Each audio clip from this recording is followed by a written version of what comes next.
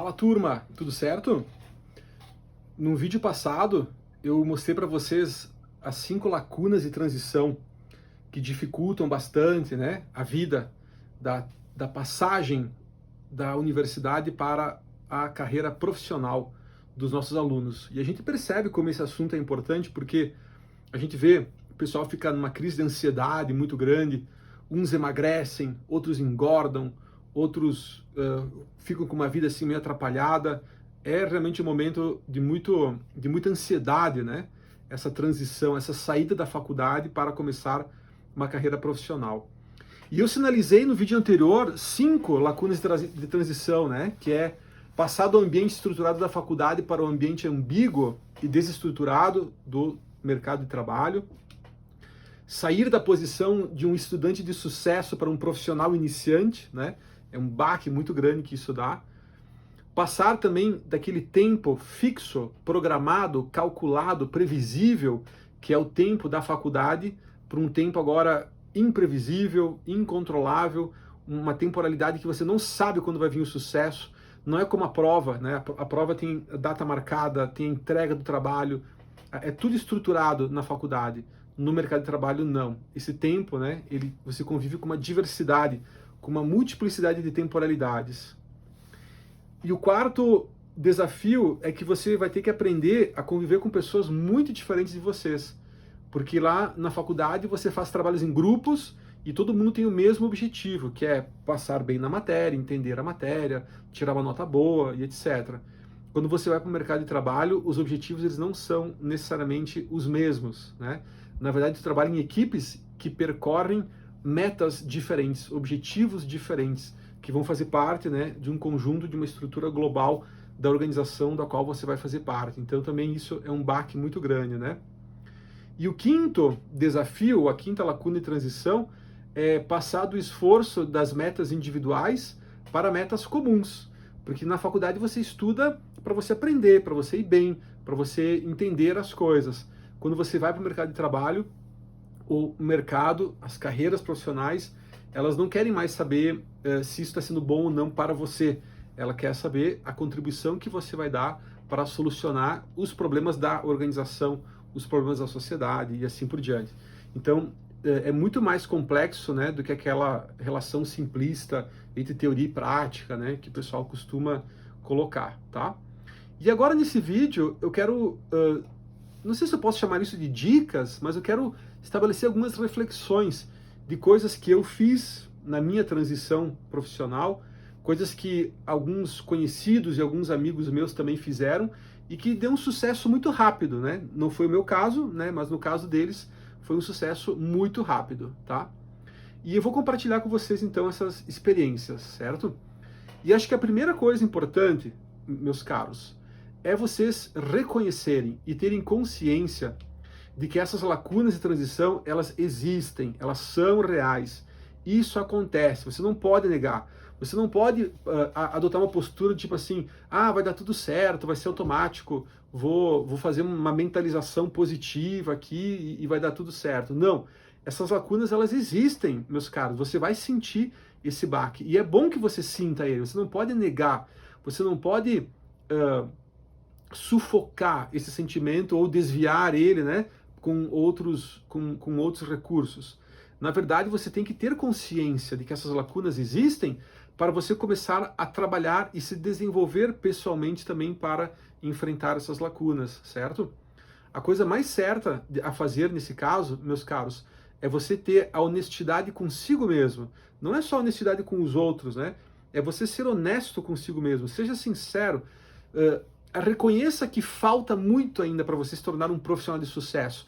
Você conseguiu ser um estudante de sucesso, mas para ser um profissional de sucesso, você vai ter que desenvolver novas habilidades. Então, você tem que ter consciência dessa limitação, essa humildade de reconhecer essas lacunas, essas limitações, para ir, a partir daí sim, você desenvolver essas novas habilidades para conseguir o sucesso, né, de uma forma mais rápida. E não contar com a sorte, né?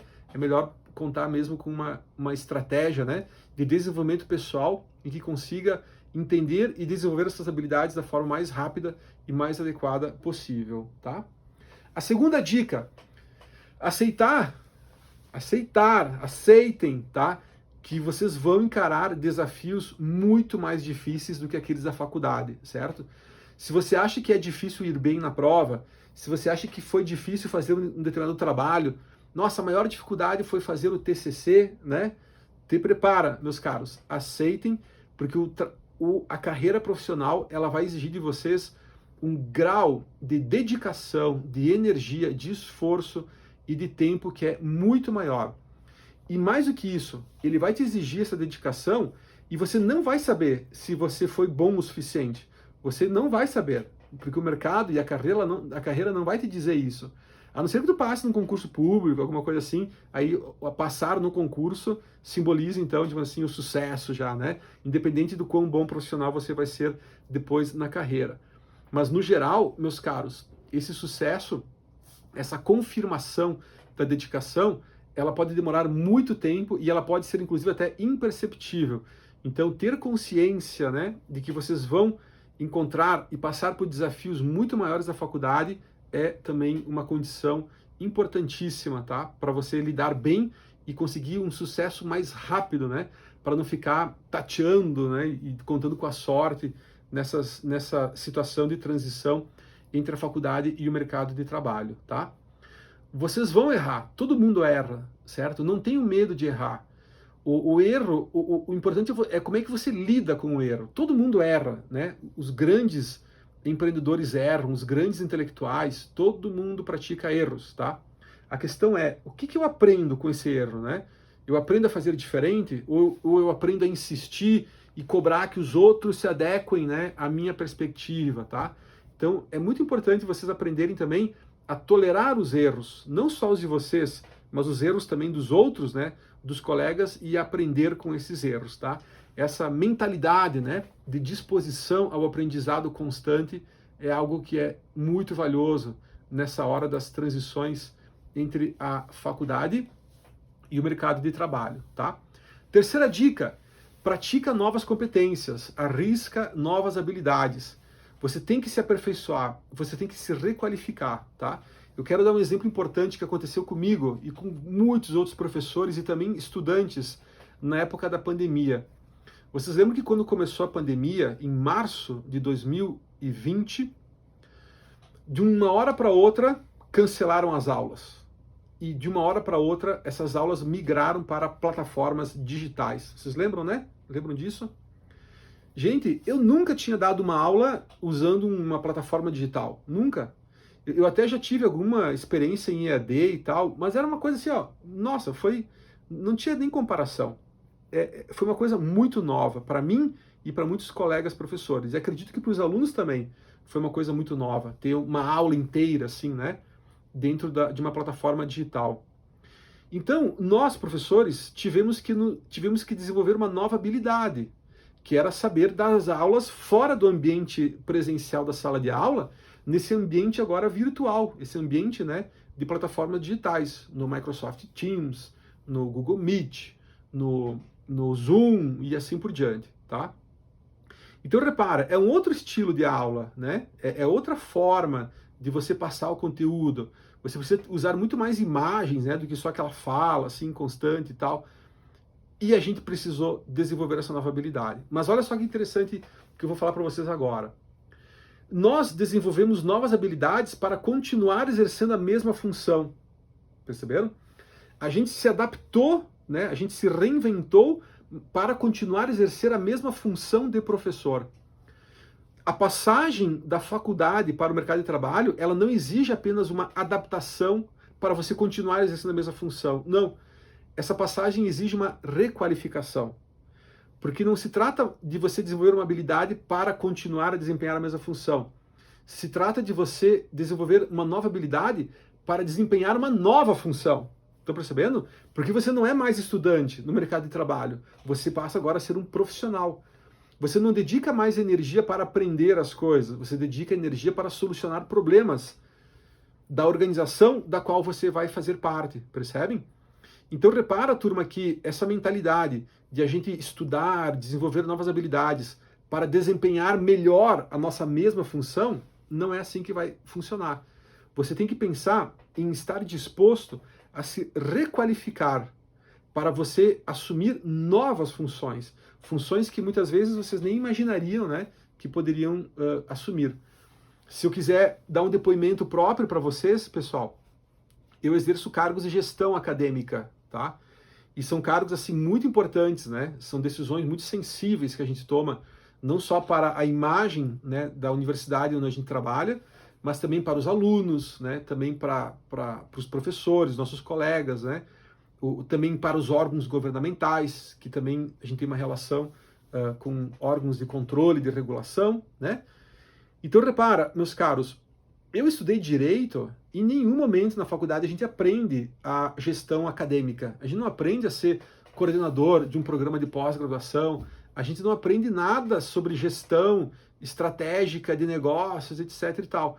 Por quê? Porque os currículos são pensados para ensinar o básico daquilo que é indispensável que você vai usar depois na sua carreira profissional. Mas então, como é que acontece isso então? Veja, a gente tem que se dispor, a gente tem que estar com uma mentalidade disposta a aprender coisas novas, mas não aprender coisas novas para continuar exercendo a mesma função. Aprender coisas novas para assumir novas funções, para assumir inclusive novos desafios que você nem imaginou na época da faculdade que você poderia assumir, percebem? Então, essa dica também, pessoal, ela é valiosa para você passar de uma forma mais tranquila, né? Essa ansiedade, essa angústia, né?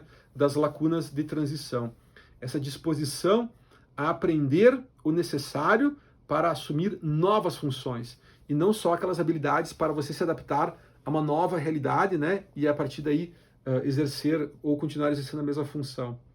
Tem uma historinha que contam de uma pessoa que sabia passar fax.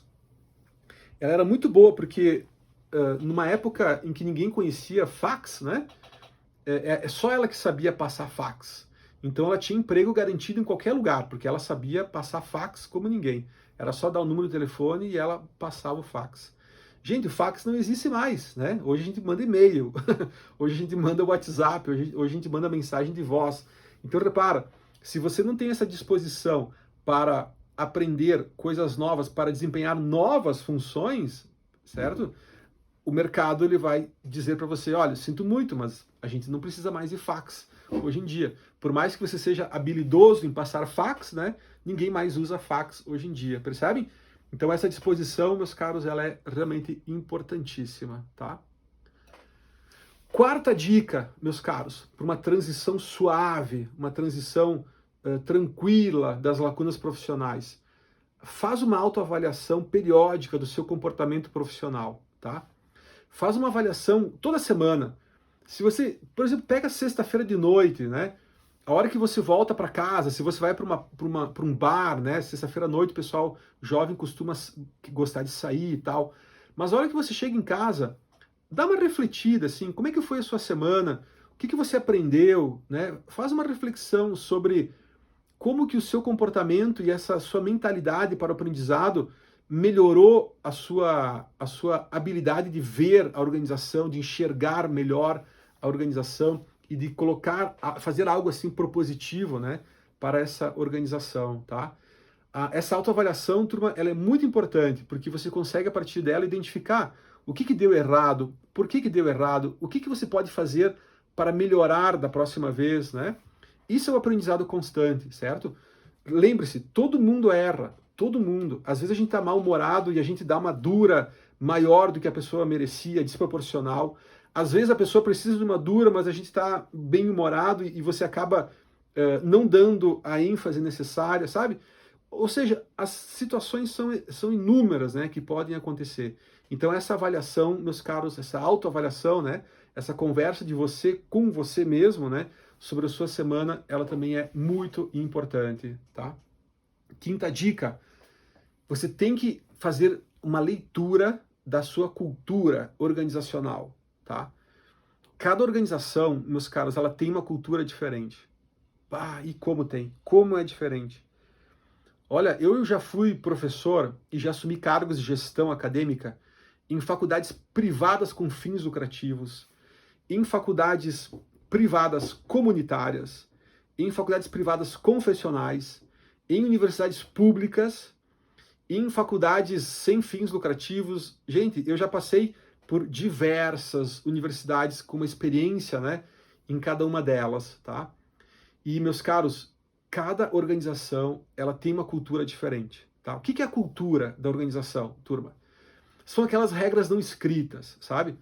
É o jeito, é o tipo de comportamento que a organização espera de você.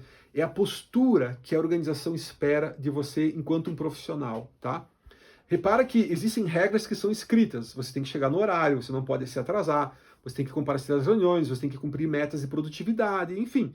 Existem regras que podem ser escritas. Mas existem também aquelas regras não escritas que fazem parte de um comportamento que a gente pode dizer assim, inscrito na história, na cultura, né, dessa organização, tá? Ah, e eu já trabalhei também em universidades estrangeiras, que também, né, a gente tem uma experiência muito boa e muito profícua também em outras culturas, né, especialmente da Europa, tá? Então repara, meus caros, que cada organização ela pode valorizar um certo comportamento e desvalorizar outro tipo de comportamento, tá? E isso muda de uma organização para outra. Uma pessoa muito sorridente em alguma organização, ela pode ser uma coisa valiosa, né? Mas em outra, em outros contextos, em outros ambientes, isso pode não ser tão valorizado, entende? Vão dizer assim, ah, essa pessoa é boba, ela é tola, vive rindo, né? Tipo, cada organização, ela institucionaliza de uma forma, de um modo informal, de uma forma não escrita, né, determinadas expectativas de comportamento. E se você entende essa cultura organizacional, você consegue se adequar melhor a ela, tá? E se você não consegue se adequar a essa cultura, meus caros, é o caso de você pensar em mudar de organização. Porque é muito difícil você mudar uma cultura organizacional, certo? A cultura da organização, ela sempre tem uma história, ela sempre tem uma tradição. Então, não estou dizendo que é impossível mudar. É possível, se você assumir um cargo, né, de uma gestão, de uma gestão importante, assim, né, você pode, aos poucos, com muita inteligência, né, com muito tato, né, ir aos poucos mudando essa cultura organizacional com fundamentos, né, bem colocados, bem justificados, bem debatidos, de uma forma democrática na cultura organizacional, tá? Mas é muito lento esse processo, tá? Não é de uma hora para outra. Não é tipo demitindo todo mundo e colocando novas pessoas que você automaticamente muda uma cultura organizacional. Porque o impacto dessa cultura ele é muito grande nesses processos de tomada de decisão, entende? Então são coisas que são muito enraizadas, né, nas organizações e aí você tem que pensar, ou a gente vai se adaptando e aos poucos, né, mostrando como pode ser diferente, como pode ser melhor de outro jeito, certo? Ou então, né, você se tornar uma coisa incompatível com a sua convicção, então você talvez tenha que mudar de organização para se tornar uma pessoa mais feliz, né? Uma pessoa mais encontrada na organização da qual você faz parte, tá? Essa é uma dica valiosa. Eu queria ter entendido isso, né, nos meus primeiros anos, assim, de cultura organizacional. Eu contei com a sorte, porque, nossa, eu sempre trabalhei em universidades muito boas. Todas elas tinham uma cultura organizacional muito boa, muito propícia. Algumas tinham uma cultura de organização que chegava a ser até afetiva, sabe? A gente se sentia muito bem acolhido. Era uma cultura, assim, muito prazerosa, né? De ir lá, ir para a universidade, ir para as aulas, né? Eu lembro da UX, por exemplo, que foi meu primeiro trabalho como professor, né? Meu primeiro trabalho assim formal, né, como professor. Nossa, a UX era muito boa. Universidade onde eu estudei a graduação e depois eu me torno colega dos meus professores, né?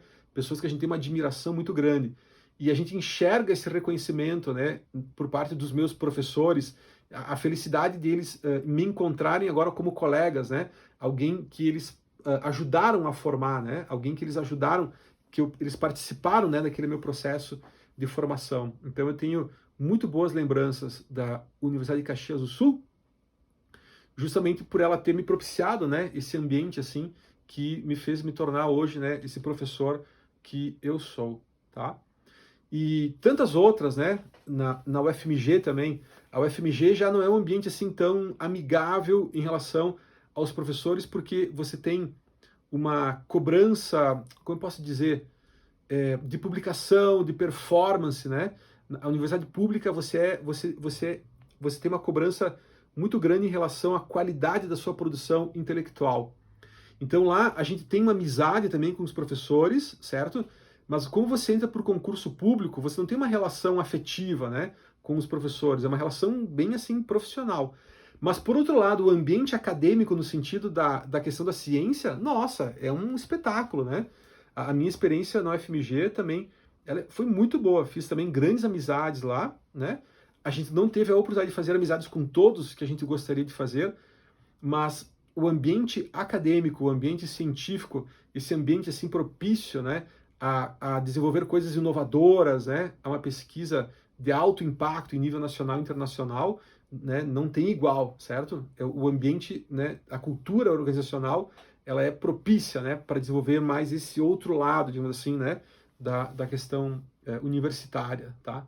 É muito legal. Então, repara, você tem assim diferentes culturas organizacionais e cada uma delas vai valorizar uma certa habilidade que você tem, ou pode desvalorizar uma habilidade que você tem. Então você tem que aprender, né, a desenvolver aquela habilidade que é exigida pela organização, tá? Você vai ter um sucesso muito rápido se você conseguir fazer essa leitura correta, né, da cultura organizacional e a partir daí você conseguir desenvolver, né, essa habilidade que corresponda às expectativas não escritas, né, dessa cultura organizacional, beleza? Resiliência é uma coisa importante também, meus caros. Resiliência, que é um conceito que vem da engenharia, né? O que é resiliência, pessoal? É aguentar o batidão. Resiliência é você tomar pancada e você não cair, né? Repara que resiliência não pressupõe que você vai enfrentar todos os desafios, não. A resiliência pressupõe que você vai errar, você vai tomar pancada. Não se preocupa, você não será somente elogiado na sua carreira profissional. Você vai tomar pancada de todos os lados. E a resiliência significa você tomar essa pancada e aprender com ela. É você não se deixar entregar. É você tomou um tombo, levanta, aprende como cair melhor da próxima vez. Essa que é a ideia, né? Como que eu vou cair melhor da próxima vez para me machucar menos, tá?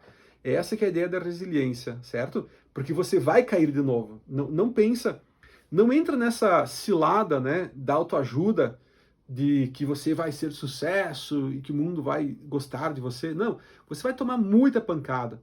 Para você ser uma pessoa boa, e todos os grandes profissionais que a gente conhece, que a gente admira, né? Todo mundo já tomou muita pancada na vida, tá? A vida não é só glamour. A gente leva também muita bordoada, muitos tropeços, erros que a gente comete de verdade, erros que são injustiças, armadilhas. Às vezes a gente cai também em algumas armadilhas que a gente não percebe, não teve, né? A gente quer ajudar e acaba, né, tomando depois uma consequência imprevista, tá? É muito comum isso acontecer e provavelmente vai acontecer com vocês também. A resiliência significa não desistir, significa assim, bom, deu errado, né? O que eu posso fazer para a próxima vez melhorar ou evitar um dano maior, né? Fazer uma mitigação de danos, tá? Vamos criar um protocolo, digamos assim, né? Para a gente evitar, né, repetir um certo incidente diplomático, né? Que possa acontecer no futuro, tá? Então, resiliência também é uma coisa super importante. Dei para vocês aqui 6 dicas, meus caros. Agora, uma coisa assim também bem prática, que ela faz parte de todas essas dicas e que para mim ajudou muito, tá? Foi um estágio no escritório da advocacia, que eu também tive a sorte, né, de trabalhar com 2 excelentes advogados, o Carlos Alberto Lunelli e o Pedro Ribeiro, né? Que se eles verem esse vídeo, manda um abraço com todo o meu carinho, toda a minha admiração e respeito. Carlos Lunelli, um cara inteligentíssimo, né? Ele viu uma placa de um carro e ele sabia que aquela placa era o telefone de não sei quem. Sabe, pessoal que tem uma inteligência muito acima da média, assim, né? E o Pedro Ribeiro, uma pessoa com coração, uma paciência, né? E eu tive a sorte que os meus chefes, na época do estágio, eles reconheciam as minhas habilidades, mas eles também identificavam as minhas fragilidades.